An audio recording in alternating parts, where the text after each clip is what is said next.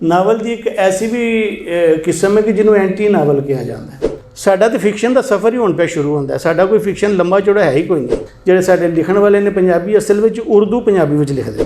ਕੁੱਤੇ ਦੀ ਜਿਹੜੀ ਝਾਤੀ ਹੁੰਦੀ ਹੈ ਨਾ, ਕਿਸੇ ਦਰਵਾਜ਼ੇ ਦੇ ਵਿੱਚੋਂ ਇੰਜ ਅੰਦਰ ਝਾਤੀ ਮਾਰਨੀ ਕਿਸੇ ਭੁੱਖੇ ਕੁੱਤੇ ਦੀ, ਬੇਸਿਕਲੀ ਉਹ ਲਹੂਰ ਹੈ, ਉਹਦੇ ਤੋਂ ਹੀ ਲੂਰ ਬਣਿਆ। ਇਹਨਾਂ ਦੱਸਿਆ ਕਿ 600 ਸਫ਼ੇ ਲਿਖ ਚੁੱਕੇ ਨੇ इस चैप्टर से। कमाल ही किया होएगा।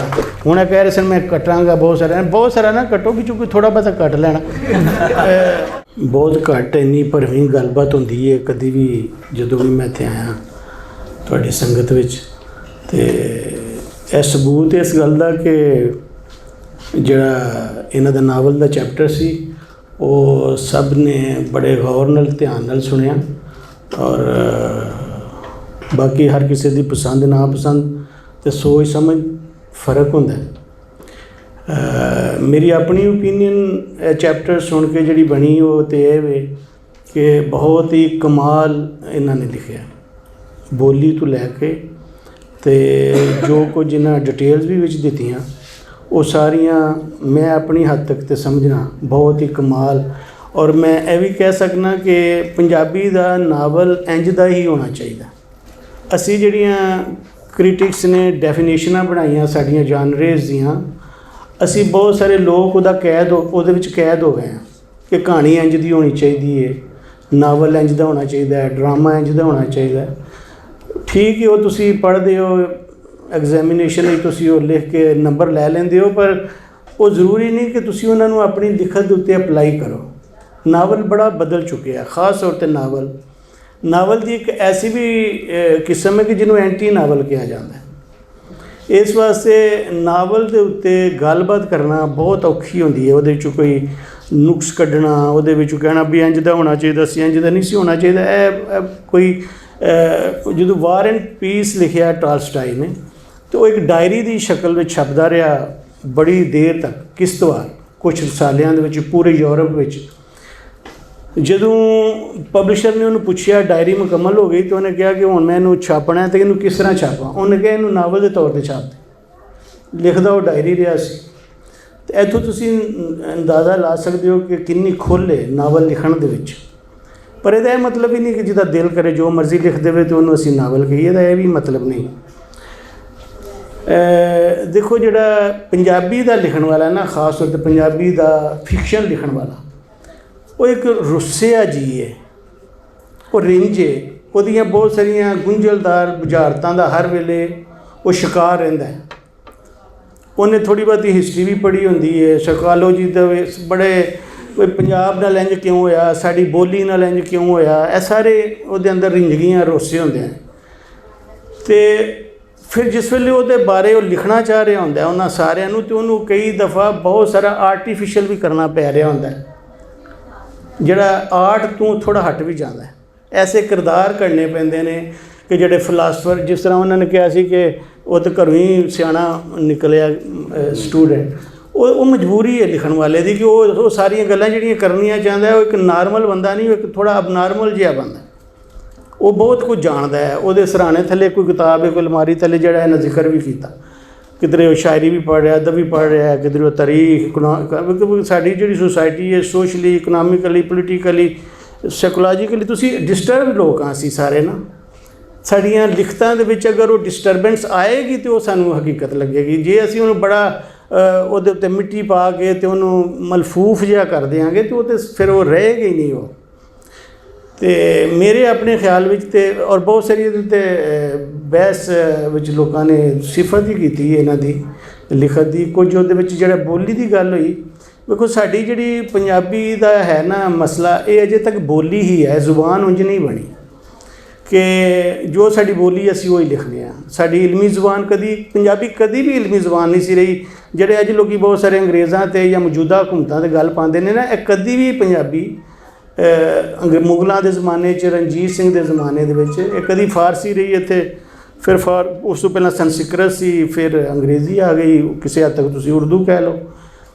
तो ये बोली ही रही है जज्बियां का ये बयान तुसी बहुत सोहना कर सकते हो, जो महसूस करते हो। बहुत सारा इलमी गल करने वास्ते बहुत औखतां ने, जिस वक्त तुसी फलसफियां के साढ़े कोई टर्मिनोलॉजी नहीं हो, ਉਹਨੂੰ ਕਿਸ ਤਰ੍ਹਾਂ ਮੈਂ ਲਿਆਵਾਂ। ਮੈਂ ਆਪਣੇ ਪੇਂਡੂ ਨੂੰ ਛੱਡ ਵੀ ਦਿਆਂ, ਮੈਂ ਸ਼ਹਿਰ ਵਿੱਚ ਵੀ ਆ ਜਾਵਾਂ ਅਤੇ ਸ਼ਹਿਰ ਵਿੱਚ ਵੀ ਮੈਂ ਆਪਣੀ ਬੋਲੀ ਵਿੱਚ ਉਹਨਾਂ ਟਰਮਾਂ ਨੂੰ ਕਿਵੇਂ ਬਿਆਨ ਕਰਾਂ, ਕਿਉਂਕਿ ਮੇਰਾ ਇਲਮ ਡਿਫਰੈਂਟ ਬੋਲੀ 'ਚ ਔਰ ਮੇਰੀ ਜੋ ਮੈਂ ਜੋ ਲਿਖਣਾ ਚਾਹ ਰਿਹਾ ਉਹ ਕੁਝ ਹੋਰ ਹੈ, ਉਹ ਕਿਸੇ ਹੋਰ ਬੋਲੀ 'ਚ। ਅਤੇ ਉਹ ਮੇਰੀ ਇੱਕ ਬੜੀ ਇਹ ਸਾਰੀ ਨੂੰ ਸਮਝਣ ਦੀ ਜ਼ਰੂਰਤ ਹੈ। ਅੱਛਾ, ਫਿਰ ਹੁਣ ਇਹ ਜਿਸ ਤਰ੍ਹਾਂ ਜਿਹੜਾ ਆਕਾਸ਼ ਦੀ ਬੋਲੀ ਹੈ ਜਾਂ ਇਹਨਾਂ ਦੀ ਬੋਲੀ ਹੈ, ਇਹ ਹੁਣ ਬਾਹਰ ਦੀ ਜਾਂ ਲਹਿੰਦਾ ਪੰਜਾਬ ਜਿਹਨੂੰ ਅਸੀਂ ਕਹਿੰਦਾ ਇਹ ਉਹਦੀ ਬੋਲੀ ਹੈ। ਹੁਣ ਇਹਦੇ ਵਿੱਚ ਇਹ ਕੱਦ ਕਹਿੰਦੇ, ਕੰਧ ਨਹੀਂ ਕਹਿੰਦੇ, ਇਹ ਲੰਘਣਾ ਨਹੀਂ ਕਹਿੰਦੇ, ਲੱਗਣਾ ਕਹਿੰਦੇ, ਇਹ ਉਹਦੀ ਨਹੀਂ ਕਹਿੰਦੇ, ਉਹਦੀ ਕਹਿੰਦੇ। ਹੁਣ ਇਹ ਵੇਖੋ ਤੁਸੀਂ ਇਸ ਤਰ੍ਹਾਂ ਲਿਖਦੇ ਰਹੋਗੇ ਅਤੇ ਜਿਹੜੀ ਇੱਕ ਬੋਲੀ ਬਣਦੀ ਹੈ ਨਾ, ਜਦੋਂ ਬਹੁਤ ਸਾਰੇ ਤੁਸੀਂ ਲਿਖਦੇ ਰਹੋਗੇ, ਉਹ ਹੈ ਨਾ ਗਰਮੇ ਖਵਾਹੀ ਕਿ ਖੁਸ਼ਨਵੀਸ ਮੈਂ ਨਵੀਸੋ ਮੈਂ ਲਿਖਦੇ ਰਹੋ ਇੱਕ ਉਹ ਬੋਲੀ ਬਣ ਜਾਏਗੀ। ਸਾਰੀਆਂ ਬੋਲੀਆਂ ਇੰਜ ਬਣੀਆਂ ਨੇ। ਸਾਡਾ ਤਾਂ ਫਿਕਸ਼ਨ ਦਾ ਸਫ਼ਰ ਹੀ ਹੁਣ ਪਿਆ ਸ਼ੁਰੂ ਹੁੰਦਾ। ਸਾਡਾ ਕੋਈ ਫਿਕਸ਼ਨ ਲੰਬਾ ਚੌੜਾ ਹੈ ਹੀ ਕੋਈ ਨਹੀਂ। ਸਾਨੂੰ ਫਿਕਰਾ ਲਿਖਣਾ ਹੀ ਨਹੀਂ ਹੈ। ਮਤਲਬ ਅਸੀਂ ਅਕਸਰ ਲੋਕ ਤਾਂ ਇਹਨਾਂ ਦੇ ਬਿਲਕੁਲ ਠੇਠ ਪੰਜਾਬੀ ਦੇ ਹਿਸਾਬ ਨਾਲ ਲਿਖਿਆ। ਬਹੁਤ ਸਾਰੇ ਤੇ ਜਿਹੜੇ ਸਾਡੇ ਲਿਖਣ ਵਾਲੇ ਨੇ ਪੰਜਾਬੀ ਅਸਲ ਵਿੱਚ ਉਰਦੂ ਪੰਜਾਬੀ ਵਿੱਚ ਲਿਖਦੇ ਨੇ, ਅਸਲ ਵਿੱਚ ਪੰਜਾਬੀ ਨਹੀਂ ਲਿਖ ਰਹੇ ਹੁੰਦੇ, ਕਿਉਂਕਿ ਉਹਨਾਂ ਨੂੰ ਕਿਸੇ ਨੇ ਕਿਹਾ ਤੂੰ ਇੱਕ ਕਹਾਣੀ ਪੰਜਾਬੀ 'ਚ ਵੀ ਲਿਖ ਲੈ, ਤਾਂ ਉਹਨੇ ਉਹਦੇ ਵਿੱਚ ਲਿਖ ਦਿੱਤੀ। ਲਿਖਿਆ ਉਹਨਾਂ ਨੇ ਅਸਲ ਵਿੱਚ ਉਰਦੂ ਵਿੱਚ ਹੀ ਹੈ। ਅਤੇ ਉਹ ਬੜਾ ਟਾਈਮ ਲੱਗੇਗਾ ਸਾਨੂੰ ਨਾ, ਅਸੀਂ ਉਸ ਬੋਲੀ 'ਤੇ ਪਹੁੰਚ ਜਾਈਏ ਕਿ ਜਿਸ ਵਕਤ ਸਾਨੂੰ ਇੱਕ ਹੀ ਟਾਈਮ ਦੇ ਵਿੱਚ ਕਿਧਰੇ ਵੀ ਬੈਠਾ ਬੰਦਾ ਪੰਜਾਬੀ ਜਿਹੜੀ ਲਿਖੇਗਾ ਸਾਰਿਆਂ ਨੂੰ ਸਮਝ ਆ ਜਾਏ। ਨਹੀਂ ਆਣੀ। ਇਹਦੇ 'ਚ ਬਹੁਤ ਸਾਰੇ ਲਫ਼ਜ਼ ਐਸੇ ਨੇ ਜਿਹੜਾ ਲਾਹੌਰ ਵਿੱਚ ਬੈਠਾ ਬੰਦਾ ਸ਼ਾਇਦ ਨਾ ਸਮਝ ਸਕੇ, ਉਹਦੀ ਪ੍ਰੋਬਲਮ ਹੈ। ਹੁਣ ਉਹ ਡਿਕਸ਼ਨਰੀਆਂ ਬਣਨ ਜਾਂ ਇਦਾਰੇ ਜਿਵੇਂ ਪੰਜਾਬੀ ਅਦਬੀ ਬੋਰਡ ਜਾਂ ਪਿਲਾਕ ਹੈ, ਇਹਦੇ 'ਤੇ ਕੰਮ ਕਰਨ ਕਿ ਜਦੋਂ ਲਿਖਤਾਂ ਕੋਈ ਕਿਤਾਬਾਂ ਛਾਪਣ ਅਤੇ ਉਹਨਾਂ ਦੇ ਵਿੱਚ ਨਾਲ ਉਹਨਾਂ ਦੇ ਮਤਲਬ ਦੇਣ ਔਰ ਸਾਡੀ ਬੋਲੀ ਜਿਹੜੀ ਹੈ ਉਹ ਅੱਗੇ ਜ਼ਿਆਦਾ ਫੱਲੇ ਫੁੱਲੇ। ਇੱਕ ਚੀਜ਼ ਦੇ ਉੱਤੇ ਮੈਨੂੰ ਥੋੜ੍ਹਾ ਜਿਹਾ ਮਸਲਾ ਹੋ ਰਿਹਾ ਸੀ ਕਿ ਜਿਹੜਾ ਲੂਰ ਇਹਨਾਂ ਨੇ ਨਾਂ ਰੱਖਿਆ, ਉਹਦੇ ਉੱਤੇ ਮੈਨੂੰ ਥੋੜ੍ਹਾ ਜਿਹਾ ਹੋ ਰਿਹਾ ਸੀ। ਇਹ ਵੀ ਨਾਵਲ ਦਾ ਚੈਪਟਰ ਸੁਣਨ ਤੋਂ ਬਾਅਦ, ਪਹਿਲਾਂ ਨਹੀਂ ਸੀ ਮੈਨੂੰ ਕੋਈ ਮਸਲਾ, ਲੇਕਿਨ ਨਾਵਲ ਦਾ ਜਦੋਂ ਮੈਂ ਚੈਪਟਰ ਸੁਣਿਆ ਤਾਂ ਉਹਦੇ 'ਤੇ ਮੈਨੂੰ ਥੋੜ੍ਹਾ ਮਸਲਾ ਹੋ ਰਿਹਾ। ਸ਼ਾਇਦ ਅੱਗੇ ਜਾ ਕੇ ਖੁਦ ਆਪ ਵੀ ਮਹਿਸੂਸ ਕਰਨ, ਲੇਕਿਨ ਇਹ ਮੇਰਾ ਮਸ਼ਵਰਾ ਹੈ, ਜ਼ਰੂਰੀ ਨਹੀਂ। ਲੂਰ ਨੈਗੇਟਿਵਲੀ ਯੂਜ਼ ਅਸੀਂ ਕਰ ਰਹੇ ਹਾਂ। ਲੂਰ ਕਰਨਾ, ਲੂਰ ਫਿਰਨਾ, ਬੇਮਕਸਦ ਜਾਂ ਲਾਵਾਰਸ ਕੁੱਤੇ ਦਾ ਜਿਹੜਾ ਫਿਰਨਾ ਹੁੰਦਾ ਨਾ, ਬੇਸਿਕਲੀ ਉਹਦੇ ਵਾਸਤੇ ਲੂਰ ਲਫ਼ਜ਼ ਯੂਜ਼ ਹੁੰਦਾ ਕਿ ਲਾਵਾਰਸ ਹੋਏ, ਉਹਦਾ ਕੋਈ ਵਾਰਸ ਨਾ ਹੋਏ, ਔਰ ਬੇਮਕਸਦ ਕਦੀ ਇੱਧਰ ਜਾ ਕਦੀ। ਦੁਆਬੇ ਦੇ ਵਿੱਚ ਇੱਕ ਲਫ਼ਜ਼ ਵਰਤਿਆ ਜਾਂਦਾ ਲਾਹੌਰ ਲੈਣਾ ਕੀ ਹੁੰਦਾ? ਬੇਸਿਕਲੀ ਮੈਨੂੰ ਲੱਗਦਾ ਕਿ ਉਹੀ ਲਾਹੌਰ ਹੈ ਜਿਹੜਾ ਲੂਰ ਬਣਿਆ। ਦੁਆਬੇ ਦੇ ਵਿੱਚ ਲਫ਼ਜ਼ ਬਹੁਤ ਬੋਲਿਆ ਜਾਂਦਾ ਅਤੇ ਲਿਖਿਆ ਵੀ ਜਾਂਦਾ। ਲਾਹੌਰ ਹੁੰਦਾ ਕਿ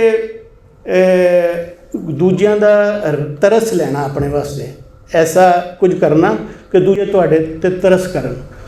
ਕੁੱਤੇ ਦੀ ਜਿਹੜੀ ਝਾਤੀ ਹੁੰਦੀ ਹੈ ਨਾ, ਕਿਸੇ ਦਰਵਾਜ਼ੇ ਦੇ ਵਿੱਚੋਂ ਇੰਜ ਅੰਦਰ ਝਾਤੀ ਮਾਰਨੀ ਕਿਸੇ ਭੁੱਖੇ ਕੁੱਤੇ ਦੀ, ਬੇਸਿਕਲੀ ਉਹ ਲਾਹੌਰ ਹੈ ਕਿ ਜਦੋਂ ਇਹ ਮੈਨੂੰ ਵੇਖਣਗੇ ਭੁੱਖਾ ਅਤੇ ਕੋਈ ਮੈਨੂੰ ਰੋਟੀ ਪਾਉਣਗੇ, ਬੇਸਿਕਲੀ ਉਹ ਲਫ਼ਜ਼ ਲਾਹੌਰ, ਉਹਦੇ ਤੋਂ ਹੀ ਲੂਰ ਬਣਿਆ। ਅਤੇ ਅਸੀਂ ਇਹਨੂੰ ਨੈਗੇਟਿਵਲੀ ਯੂਜ਼ ਕਰਨੇ ਹਾਂ। ਹੁਣ ਮੈਨੂੰ ਨਹੀਂ, ਕਿਉਂਕਿ ਜਿਹੜਾ ਫਿਲਹਾਲ ਸਾਨੂੰ ਲੱਗਿਆ ਉਹਨਾਂ ਦਾ ਜਿਹੜਾ ਸਫ਼ਰ ਹੈ ਉਹ ਅੰਦਰ ਦਾ ਬਾਹਰ ਦਾ, ਉਹ ਤਾਂ ਬਹੁਤ ਹੀ ਪੋਜ਼ੀਟਿਵ ਜਿਹਾ ਲੱਗ ਰਿਹਾ। ਅਤੇ ਉਹ ਲਫ਼ਜ਼ ਮੈਨੂੰ ਅੱਗੇ ਜਾ ਕੇ, ਔਰ ਫਿਰ ਕਿਸੇ ਇੱਕ ਚੈਪਟਰ ਦੇ ਉੱਤੇ ਅਸੀਂ ਪੂਰੀ ਓਪੀਨੀਅਨ ਵੀ ਨਹੀਂ ਦੇ ਸਕਦੇ, ਪਤਾ ਨਹੀਂ ਅੱਗੇ ਜਾ ਕੇ। ਔਰ ਇਹ ਮੈਨੂੰ ਪੁੱਛਿਆ ਅਤੇ ਇਹਨਾਂ ਦੱਸਿਆ ਕਿ 600 ਸਫ਼ੇ ਲਿਖ ਚੁੱਕੇ ਨੇ ਇਸ ਚੈਪਟਰ 'ਤੇ, ਜਿਹਦੀ ਮੈਨੂੰ ਸਮਝ ਹੀ ਨਹੀਂ ਆ ਰਹੀ ਕਿ ਕਮਾਲ ਹੀ ਕੀਤਾ ਹੋਏਗਾ, ਕਿਉਂਕਿ ਇਹ 4 ਪੇਜ ਜਿਹੜੇ ਇਹਨਾਂ ਨੇ ਇੱਥੇ ਪੜ੍ਹੇ ਨੇ, ਇਹਦੇ ਵਿੱਚ ਹੀ ਇੰਨਾ ਕੁਝ ਇਹਨਾਂ ਨੇ ਲਿਖਿਆ ਹੈ ਕਿ ਬੜਾ ਸੋਚ ਕੇ ਸਮਝ ਕੇ ਲਿਖਿਆ ਹੈ। ਅਤੇ ਇੰਨੇ 600 ਪੇਜ ਇਹਨਾਂ ਨੇ ਲਿਖ ਦਿੱਤੇ ਅਤੇ ਕਮਾਲ ਹੀ। ਹੁਣ ਇਹ ਕਹਿ ਰਹੇ ਸਨ ਮੈਂ ਕੱਟਾਂਗਾ ਬਹੁਤ ਸਾਰਾ ਨਾ ਕੱਟੋ, ਕਿ ਕੋਈ ਥੋੜ੍ਹਾ ਬਹੁਤਾ ਕੱਟ ਲੈਣਾ। ਉਹਨੇ ਜਿਹੜੀ ਤੁਸੀਂ 5-6 ਪੇਜਿਸ ਦੀ ਇੱਕ ਨਜ਼ਮ ਪੜ੍ਹਦੇ ਹੋ, T.S. Eliot ਦੀ ਵੇਸਟਲੈਂਡ, ਇਹ ਬੜੀ ਕੋਈ 36-37 ਸਫ਼ਿਆਂ ਦੀ ਨਜ਼ਮ ਸੀ, ਬਹੁਤ ਲੰਬੀ। ਅਤੇ ਕਿਸੇ ਏਅਰਪੋਰਟ 'ਤੇ ਇਜ਼ਰਾ ਪੌਂਡ ਅਤੇ T.S. Eliot ਦੀ ਮੁਲਾਕਾਤ ਹੋਈ, ਸ਼ਾਇਦ ਫਰਾਂਸ ਵਿੱਚ। ਅਤੇ T.S. Eliot ਨੂੰ ਇਜ਼ਰਾ ਪੌਂਡ ਨੇ ਪੁੱਛਿਆ ਤੂੰ ਅੱਜ ਕੱਲ੍ਹ ਕੀ ਲਿਖ ਰਿਹਾ? ਤਾਂ ਉਹਨੇ ਕਿਹਾ ਕਿ ਮੈਂ ਇਹ ਨਜ਼ਮ ਲਿਖੀ ਅਤੇ ਤੂੰ ਜ਼ਰਾ ਦੇਖ। ਉਹ ਇਜ਼ਰਾ ਪੌਂਡ ਨੇ ਪੜ੍ਹੀ ਅਤੇ ਉਸ ਤੋਂ ਬਾਅਦ ਉਹਨੇ ਜਿਹੜੀ ਉਹਨੂੰ ਵਾਪਸ ਦਿੱਤੀ ਨਾ, ਉਹੀ ਛਾਪੀ ਉਹਨੇ ਨਾ, ਬਾਕੀ ਉਹਨੇ ਕੱਟ ਦਿੱਤੀ। ਉਹ ਬੜੀ ਵੱਡੀ ਇੱਕ ਸਾਡੇ ਵਾਸਤੇ ਨਮੂਨਾ ਹੈ। ਲੇਕਿਨ ਇਹ ਇਹਨਾਂ ਦੀ ਮਰਜ਼ੀ ਹੈ। ਲੇਕਿਨ ਇਹਦੇ ਵਿੱਚ ਉਹ ਬੜਾ ਸੋਚ ਸਮਝ ਕੇ ਕੱਟਣਾ, ਕਿਉਂਕਿ ਇਹਦੇ ਵਿੱਚ ਬਹੁਤ ਥੋੜ੍ਹਾ ਕੱਟਣ ਵਾਲਾ, ਕਿਉਂਕਿ ख़ਾਸ ਤੌਰ 'ਤੇ ਥਾਂ 'ਤੇ ਫਿਕਰਾਂ ਦੀ ਜਿਹੜੀ ਬਣਤਰ ਔਰ ਬੁਣਤਰ ਹੈ, ਔਰ ਉਹਦੇ 'ਚ ਜਿਹੜੇ ਲਫਾਜ਼ੀ ਹੈ ਉਹ ਸੰਭਾਲਣ ਵਾਲੀ, ਉਹਨੂੰ ਇੰਝ ਸੁੱਟਣ ਵਾਲੀ ਨਹੀਂ। ਬਾਕੀ ਤੁਹਾਡੀ ਮਰਜ਼ੀ ਹੈ। ਬਹੁਤ ਸਾਰੇ ਦੋਸਤਾਂ ਦਾ ਤਾਂ ਖਿਆਲ ਹੈ ਇਹਨੂੰ ਤੁਸੀਂ ਕੱਟੋ। ਈਵਨ ਇਹਨਾਂ ਕਾਸ਼ ਦਾ ਨਹੀਂ ਮੈਨੂੰ ਸਮਝ, ਉਹਨੇ ਵੀ ਕਿਹਾ ਕੱਟੋ। ਹਾਂ ਮੈਂ ਲੇਕਿਨ ਆਕਾਸ਼ ਨੂੰ ਚਾਹੀਦਾ ਸੀ ਇਸ਼ਾਰਾ ਵੀ ਕਰਦਾ ਕਿ ਕਿੱਥੋਂ ਕੱਟੋ। ਤੇ ਉਹ ਮੈਨੂੰ ਮਤਲਬ ਕੱਟਣ ਵਾਲਾ ਕੁਝ ਨਹੀਂ ਲੱਗ ਰਿਹਾ, ਬਹੁਤ ਹੀ ਜ਼ਬਰਦਸਤ ਹੈ ਔਰ ਇੱਕ ਨਮੂਨਾ ਬਣੇਗਾ ਨਾਵਲ ਮੈਨੂੰ ਲੱਗਦਾ ਹੈ। ਔਰ 600 ਦਾ 600 ਸਫ਼ੇ ਹੀ ਇਹਨੂੰ 2 ਹਿੱਸਿਆਂ ਵਿੱਚ ਵੀ ਛਾਪ ਸਕਦੇ ਨੇ, ਕਮਾਲ ਹੋਏਗਾ ਨਾਵਲ। ਐਸਾ ਵੀ ਤੁਹਾਡੀ ਚਾਹ ਤੱਕ ਮੈਂ ਕਿਸੇ ਨੂੰ ਉੱਠਣ ਨਹੀਂ ਦਿੰਦਾ ਕਿ ਅਸੀਂ ਹੁਣ ਨਾ ਅੱਲਾ ਦੀ ਰਾਹ ਤੇ ਇੱਕ ਫੋਟੋ ਕਰਨਾ ਹੈ ਤੇ ਸਾਰਿਆਂ ਨੇ। ਨਹੀਂ ਮੇਰੀ ਚਾਹਤ ਨਾ ਕਰੋ, ਤੁਸੀਂ ਕਰ ਲਓ। ਤੇ ਉਹ ਬੜਾ ਹੀ ਵਧੀਆ ਲੱਗਾ ਕਿ ਸਭ ਨੇ ਬਹੁਤ ਵਧੀਆ ਗੱਲਾਂ ਕੀਤੀਆਂ ਨੇ, ਆਪਣਾ ਹਿੱਸਾ ਪਾਇਆ ਔਰ ਸਭ ਦਾ ਰਿਕਾਰਡ ਵੀ ਹੋਇਆ। ਜਿਹਨਾਂ ਕਿਹਾ ਨਹੀਂ ਮੇਰਾ ਕਰਨਾ ਉਹਨਾਂ ਦਾ ਵੀ ਹੋਇਆ।